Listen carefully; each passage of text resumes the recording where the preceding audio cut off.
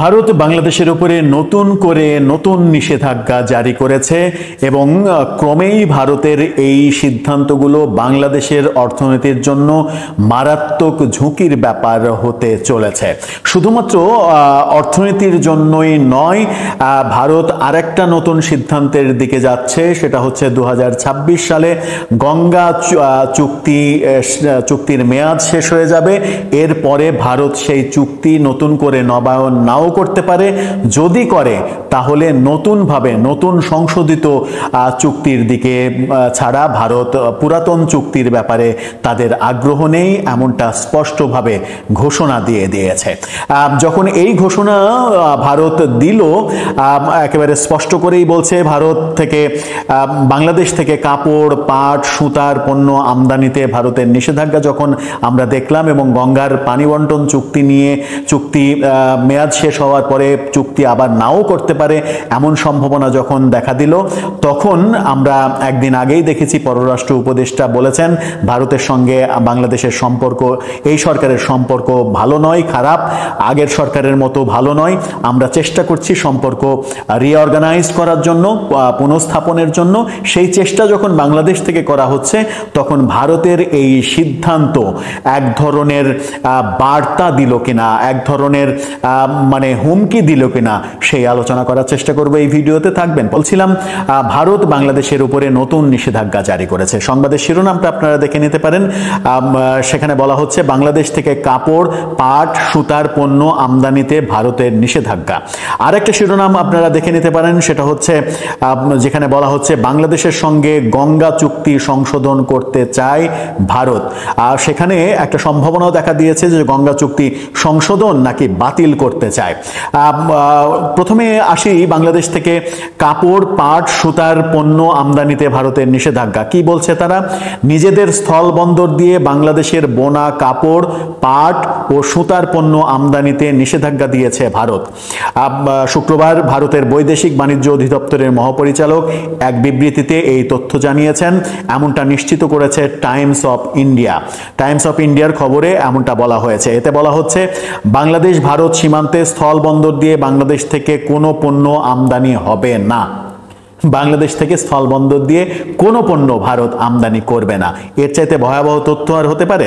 এরপরে বলা হচ্ছে শুধু নাহবা সেবা সমুদ্র বন্দর দিয়ে নির্দিষ্ট কিছু পণ্য আমদানি করা যাবে, এমনটা তারা বলছে। এর মধ্যে পাটজাত পণ্য, একাধিক ভাঁজের বোনা কাপড়, একক শন সুতা, পাটের একক সুতা, ব্লিচ না করা পাটের বোনা কাপড়, শুধুমাত্র সমুদ্র বন্দর দিয়ে এই পণ্যগুলো তারা আমদানি করবে। কিন্তু ভারত বাংলাদেশের যে স্থল বন্দর, সেই স্থল বন্দর দিয়ে ভারত আগামীতে কোনো ধরনের কোনো পণ্য আমদানি করবে না।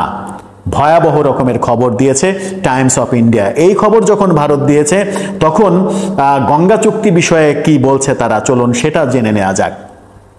সেখানে ভারতীয় গণমাধ্যম থেকে যেটা নিশ্চিত করা হচ্ছে, সেটা বাংলাদেশের যুগান্তরও নিশ্চিত করেছে। পাকিস্তানের সঙ্গে সিন্ধু নদী চুক্তি স্থগিত করার পর এবার বাংলাদেশের সঙ্গে গঙ্গার পানি বন্টন সংক্রান্ত ঐতিহাসিক চুক্তিটি পুনর্বিবেচনা বা সংশোধনের বিভিন্ন প্রকল্প বিবেচনা করছে ভারত। ইকোনমিক্স টাইমস এই খবরটা নিশ্চিত করেছে। অর্থাৎ পুনর্বিবেচনা অথবা বাতিল যে কোনো কিছু হতে পারে গঙ্গা চুক্তির ব্যাপারে, সেই ব্যাপারে ভাবছে ভারতীয় কর্তৃপক্ষ। 1996 সালে স্বাক্ষরিত হয়েছিল গঙ্গা পানি চুক্তি, যার মেয়াদ 26 সালে শেষ হয়ে যাবে। অর্থাৎ স্বাক্ষরের 3 দশক পরে এই চুক্তির মেয়াদ শেষ হবে। এই চুক্তি নবায়নের জন্য দুই দেশের সম্মতি প্রয়োজন হলেও ভারত এখন চাইছে নতুন ধরনের চুক্তি। হয় নতুন ধরনের চুক্তি হবে, আগের চুক্তি বলবৎ থাকবে না, অথবা চুক্তি বাতিল হবে। এই চুক্তিটি শেখ হাসিনার প্রথম মেয়াদে প্রধানমন্ত্রী হওয়ার পর স্বাক্ষরিত হয়েছিল এবং এর মাধ্যমে পশ্চিমবঙ্গের ফারাক্কা বাঁধ এলাকায় জানুয়ারি থেকে মে পর্যন্ত শুষ্ক মৌসুমে গঙ্গার পানি প্রবাহ ভাগাভাগির একটা রূপরেখা নির্ধারণ করা হয়েছিল। 1996 সালে যখন শেখ হাসিনা সরকার প্রথমবার ক্ষমতায় আসে, তখন এই চুক্তিটা করা হয়েছিল। সূত্রগুলো বলছে বর্তমান চুক্তির আলোকে পশ্চিমবঙ্গ ও বাংলাদেশ উভয়ের মধ্যে পানির ভারসাম্য রক্ষায় নতুন করে ভাবার প্রয়োজন রয়েছে। ভারত তার সেচ, বন্দর রক্ষণাবেক্ষণ ও বিদ্যুৎ উৎপাদনের প্রয়োজন অনুযায়ী চুক্তির সংশোধন চায়। অর্থাৎ আগের যে চুক্তি শেখ হাসিনা সরকারের সঙ্গে ছিল, গঙ্গার পানি সমবন্টনের যে চুক্তি, সেই চুক্তি ভারত আর রাখতে চায় না। 1975 সালে গঙ্গার পানি হুগলি নদীতে প্রভাবিত করে কলকাতা বন্দরের নব্যতা বজায় রাখতে ফারাক্কা বাঁধ নির্মাণের পর নদীটির পানি নিয়ে ভারত বাংলাদেশের মধ্যে যে মতপার্থক্য তৈরি হয়েছিল তা মেটাতে 1996 সালের সেই ঐতিহাসিক চুক্তিটা আমরা দেখেছিলাম, যেটা শেখ হাসিনা সরকার করেছিল। এই চুক্তির আওতায় ভারত, উজানের দেশ যে ভারত ও বাংলাদেশ ভাটির দেশ, ফারাক্কা এলাকায় গঙ্গার পানি ভাগাভাগিতে সম্মত হয়েছিল। ফারাক্কা বাঁধটি ভগীরথী নদীর ওপর নির্মিত, যা বাংলাদেশের সীমান্ত থেকে প্রায় 10 কিলোমিটার মাত্র দূরে অবস্থিত। অর্থাৎ 96 সালের যে চুক্তি ছিল, গঙ্গার পানি ভাগাভাগি হবে, সমবন্টন হবে, সেই চুক্তির 30 বছর মেয়াদি চুক্তি হয়েছিল। 26 সালে চুক্তি শেষ হচ্ছে। এখন ভারত থেকে জানানো হচ্ছে সেই পুরনো চুক্তি, সমবন্টনের যে চুক্তি, সেই চুক্তি তারা রাখতে চায় না।